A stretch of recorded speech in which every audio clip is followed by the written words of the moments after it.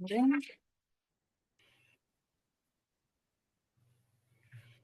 I'm here today with Hannah Darby, and Hannah is a Reiki practitioner, heart healing practitioner, and therapist.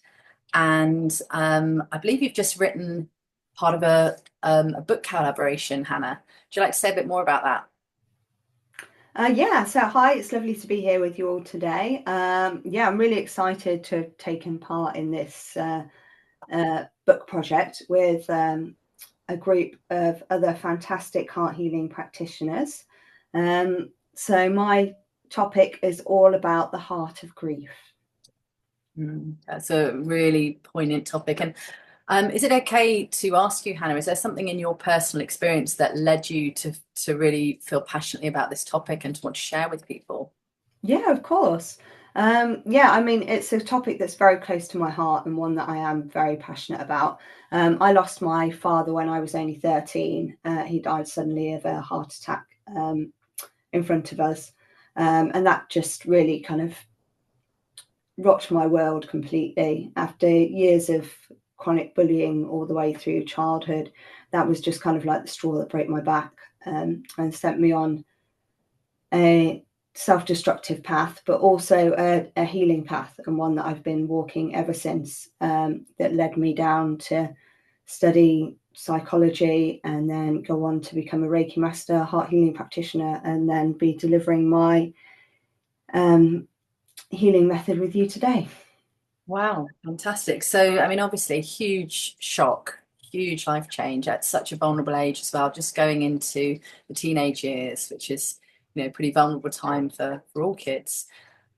So you mentioned the sort of bullying aspect at school. How did the two things, um, what I guess was it that bullying had happened all the way through school, and then this massive traumatic event happened, and what was the story behind that? Yeah, I mean, it's a bit of both, really. I mean, the bullying happened before this and carried on after this as well, because unfortunately, a lot of the other children just didn't know how to interact with me after losing my dad.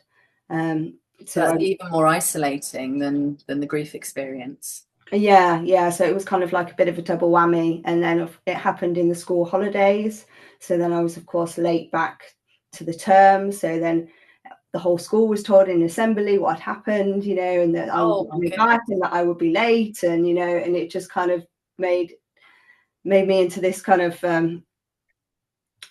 object of attention, and that There was no privacy, no sort of space to quietly grieve in your school, which is normally, the place where you're not at home, where hopefully, people then to focus on other things. You weren't able to do that.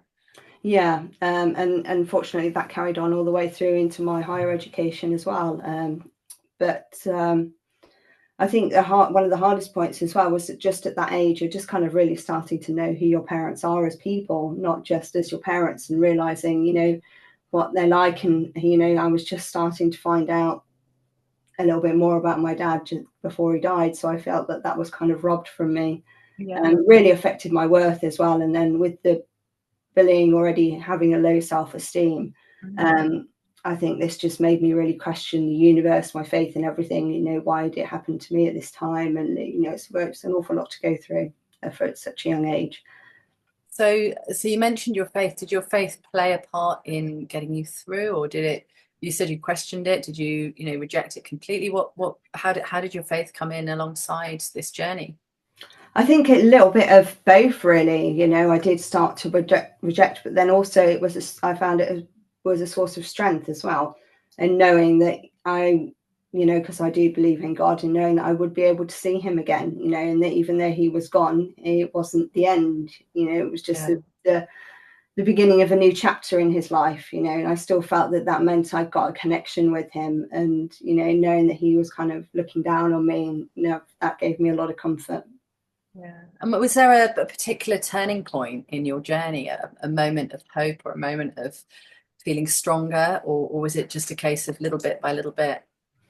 I think it was almost the opposite. I was kind of on such a self-destructive cycle by the time I hit 18. I was like, if I don't remove myself from this situation and do something fairly drastic, then it's it's really not going to end well for me.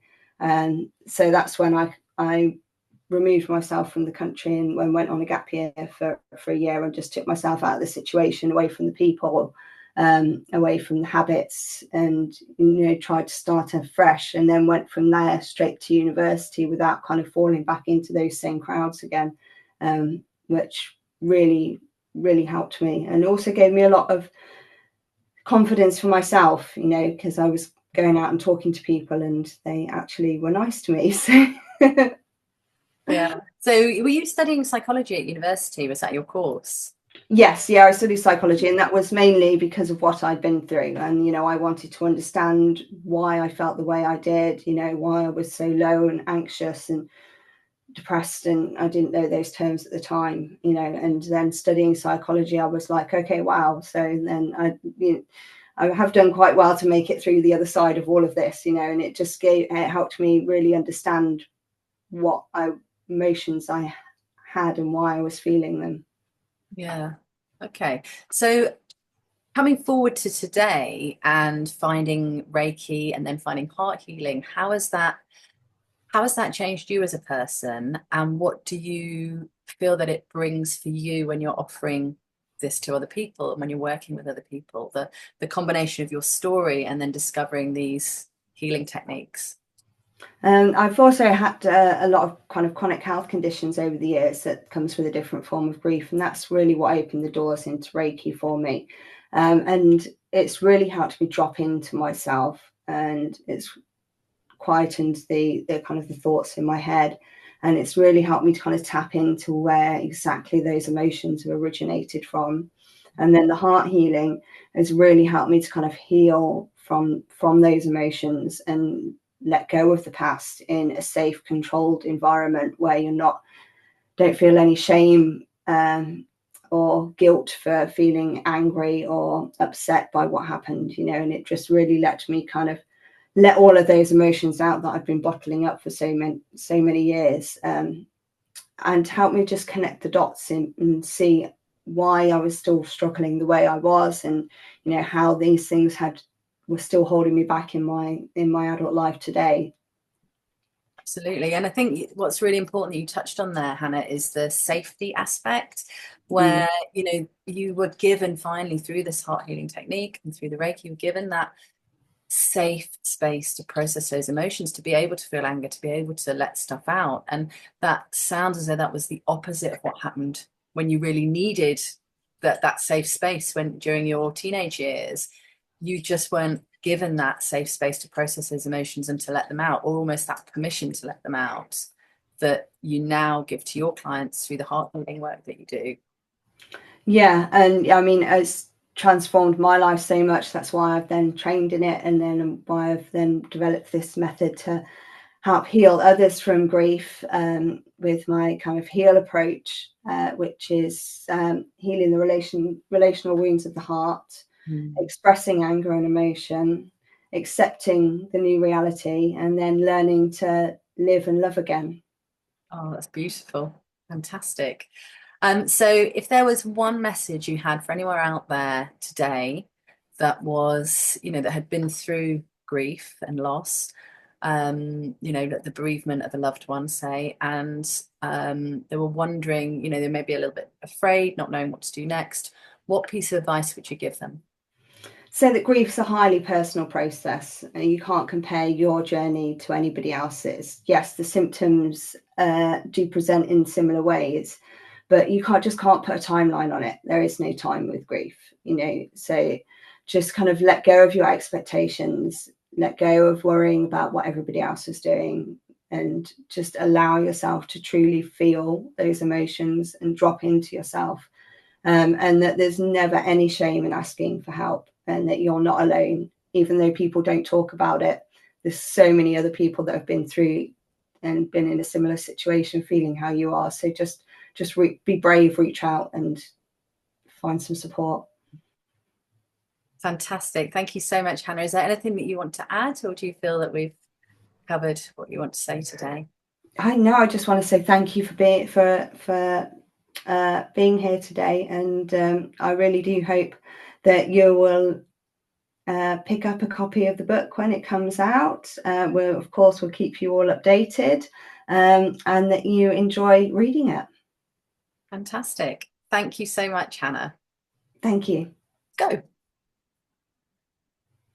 Hi, hello everybody. I am so pleased to be here today with the wonderful Rose Cleaver, who's going to give us a little bit of a background into who she is, what she does, and this wonderful book that she's just co-authored. So lovely. She's a healer, a therapist, and the creator of the Shine method. So hello, Rose. Hi, Hannah. Thank you. What a lovely welcome. Yeah, so what should we talk about first? Do you want to know a little bit about the book, perhaps? Let's jump straight into your background. Kind of what brought you here today to writing this chapter? Yeah, perfect. Well, as you know, Hannah, the book collaboration with Joe Vitale and with the wonderful Natasha Bray, the creator of the HeartHealing methodology that I know we're both fans of, and we both practice, in fact, is the crux of it is, in my part of the book, is about the roles that we play in families, the masks that we wear. Not just in families, actually. We wear these masks. We learn how to play these roles in our family. And then unfortunately, because of our wounding, we take those roles out into life. And that can often cause a lot of pain to ourselves and to other people around us. And so the idea is that if we come from a place of healing, come from a place of a healed heart, we just don't need to play those roles anymore. We can put them away. And instead of playing out these roles, we can lead by example. So we become the exemplar of our life. We have an inner confidence that shines from within. We don't need to play games anymore. We don't need to manipulate or control or hurt people because we have nothing to prove. We know we're enough. We feel secure, and therefore we can lead by example. And that brings opportunities in work, better opportunities in relationships, helps to heal up families and make them happier places where we feel safer. And we can just go, oh, just relax instead of having all the drama. So yeah, that's what that's about. But how I got there, as you say, is Yeah. actually going through a lot of the drama myself, wearing a lot of the masks myself, stuffing it up, who knows how many times, and eventually realizing there's a better way to do life. And then, studying and going through the process myself, and now for 14, 15 years with my clients as well. Yeah, I think this is such an important thing. And I think, society kind of drives us into these stereotypes and then sets us up that we have to do things in a certain way. And I think it's so important to just let them go and find your own way. And as you say, kind of lead by example. Absolutely. I mean, it's funny, originally, way before, so I've been a therapist now since 2010, so about 15 years. But before that, I was a theatre director and I loved theatre. It was a passion. But of course, theatre is all about performance. It's all about creating a story, a drama, a character, a role, which is fantastic on the stage. It's great entertainment. However, when it comes into your personal life, it can cause a lot of problems and a lot of destruction. And what we don't realize is that when we are born into our families, we're often given these roles unconsciously. And we're so little, we don't even know we're being given a role. Or we just learn to play a role because we get our own way, or because we get attention from an adult, or we get, there's some need being met. And it becomes met in an unhealthy way. And so we learn to play these roles instead of being enough in who we are. So for example, if you've ever experienced a family where there's one person that everybody's always running around this person, always appeasing, always, doing everything, or running the errand, or changing the timetable, or whatever it is for one person, and that person, constantly needs more, that need is never met. But it's not anyone's fault, it's just a pattern. And because we don't notice the pattern stays, the pattern gets bigger, and then people suffer. Either those on the sidelines suffer, or actually the person whose need is constantly not being fulfilled is suffering, or the person running around filling the need is suffering. And actually, none of that needs to happen if we can just drop the mask. So how does healing our hearts help us to lead by example and drop these masks? I think it comes down to knowing on a deep level that we're enough. Mm. Actually, you'll know from your own experience with heart healing, um, that once we know on a deep level, I am enough on the inside, we heal up that kind of trying to prove something, that imposter syndrome a lot of people walk around with. Might be super professional on the outside, but inside, you go to a networking meeting, for example, and I wonder how many people there on the inside are feeling like, oh, if they only knew I'm not really that great at what I do, or I feel like a bit of a fraud and I'm putting all these adverts out. That's imposter syndrome. And that is really just from us feeling we're not enough. And actually, when you heal up and you know you're enough, then you have the confidence to either get the skills you need, or you go, yeah, actually, I do know what I'm doing. I'm okay with that. And that's what comes out of you. So your opportunities get better. And in your family life, if that's in relationships, your relationships get better because you get better at setting boundaries with people. And you can say, I love you, but no. And Mm. when I say no, that doesn't mean if you ask me 10 times or 15 times, like my lovely 12-year-old does, that I'm suddenly going to say yes. No means no. That's a boundary. Doesn't mean I love you any less. You're okay. I'm okay. You're enough. I'm enough. That's where the line is. And that actually gives people security and safety in relationships, particularly children. And it allows people to know there's a consistency there and to be able to grow within that. Even if they kick up against it, they almost like kicking up against it because they actually feel safe Mm. when you say no, that is the line. So That's a particularly young. powerful lesson to learn, I think. And the younger that you can learn that, I think the better off you're helping your children. Because they feel, yeah, they just feel safe. They know where the edge is. And that Mm. allows them to then go out and explore the world. But they've got this place of safety to come back to where they know, where the edges are. But, yeah. Incredible. And how have you had your kind of inner confidence tested in your lifetime? Well, it's interesting because when we grow up in families, when I grew up in my family, and I always felt a bit on the edge of things. I was always a bit of an outcast, a bit of a rebel, and I ended up in a string of destructive relationships, quite abusive relationships, some of them. I lost a partner to suicide, so I can empathize with what you were saying about grief in our earlier interview. So I went through a lot of traumatic things that I didn't really need to go through simply because in my imprint period, I'd accepted the role of the outcast and I played it Mm. and I carried on playing it and I didn't even know I was playing it. And it was only when, you sort of set yourself up for failure later on because of these unconscious roles you get early on. And then it hurts and you go, hang on, why am I here again? Why am I doing this again? Why have I found yet another person who isn't treating me with the same respect and love that I'm treating them with? What's going on here? And it's only when you get to that point, you're like, I'm just not doing this again. Something in you snaps and you say, there's got to be a better way to do life. And so all the stuff I'd done with the theatre, the outer confidence, the public speaking, the training people didn't make me confident on the inside. And it was only when I started to learn, back in 2010, NLP and some therapeutic methods and clinical hypnotherapy, that really helped. But I think heart healing provided a missing piece was just one little piece that was missing, and that's the wounds of the heart. So you can heal the mind and you can heal the memories and you can go back, and a lot of that is really helpful. But until you heal the wounds of the heart, I think that's when you get that deep sense of inner confidence. And that's when you get to be the exemplar, to put the mask down, and to just lead from within. And that's what I want for all the people that I work with. That's amazing. And you mentioned your shine method. Did you want to talk a little bit about that? Yeah. So again, as we spoke about in our earlier interview, being able to have a safe place to tell your story, that's the S. So it's story and safety is S of Shine Method. And this is really my signature methodology that brings together a lot of the strands of the different things that I've learned that I feel will help people to heal and to be the exemplar. So story and safety is the first part.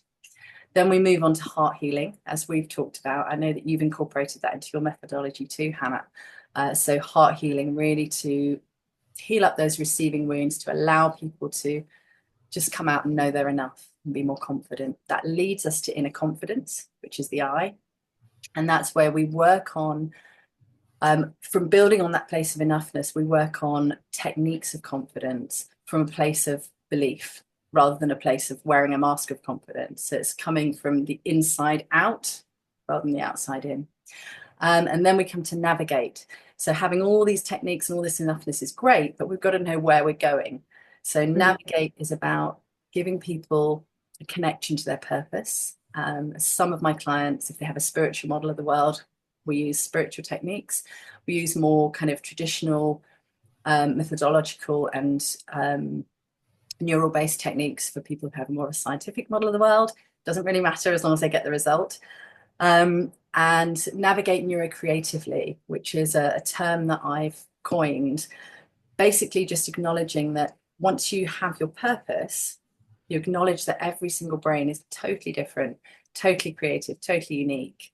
And when you can navigate properly, you allow your creative elements to come through and you allow that to come out into the world. And then finally, obviously, as you'll know, exemplar, be the exemplar is the final part of Shine Method. So when you've got all of that, you've told your story, you've healed your heart, you've got that inner confidence, you've learned to navigate your life, you then become the exemplar, you become the example to others around you. And a living example is the most powerful form of leadership I think we have. Oh, that's beautiful. And I'm really excited to read your chapter when it comes out. I mean, is this your first book, or have you? No, actually, I wrote a book in 2014 that was called The Machine of Ultimate Prizes. And that was just a little book to help people who wanted to get out of a 9 to 5 and just, you know, they had a passion, they had something they'd always wanted to do and they'd put on the shelf. So that was a starting point. But this book today, the one on heart healing, I think is really powerful because the aim of that is to actually give people the healing they need to then be able to make use of other books that send them out and give them techniques. And I think you need both in order to be everything you're here to be. Yeah, definitely. And I think that's something that's lacking in a lot of self-help books. You know, they almost read like instruction manuals, and unfortunately, we as human beings don't really work like that.